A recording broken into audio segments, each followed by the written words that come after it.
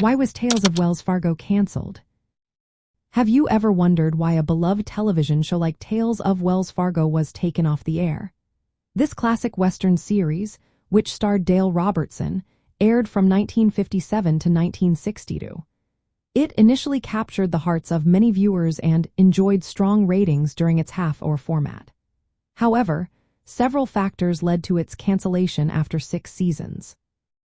One major change occurred in the final season when the show shifted from a 30-minute episode to a full hour.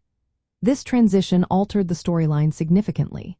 Instead of focusing on a traveling road agent, the main character became semi-retired and managed a ranch in California. This shift made the show less focused and less appealing to some fans. Viewers missed the action-packed style that had defined its earlier years.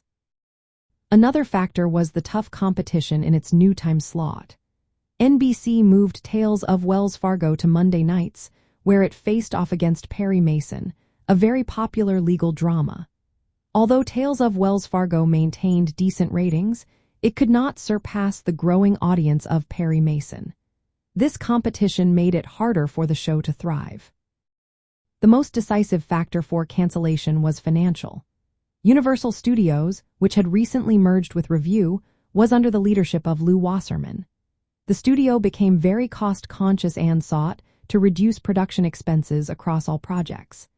Tales of Wells Fargo had increasing production costs, especially after the transition to color and the hour-long episodes. The show was deemed too expensive to continue. Despite the desire of NBC and Dale Robertson to keep the show on air, Universal's cost-cutting priorities ultimately led to its cancellation. From a perspective of 1950s nostalgia, Tales of Wells Fargo represents the classic Western era of television.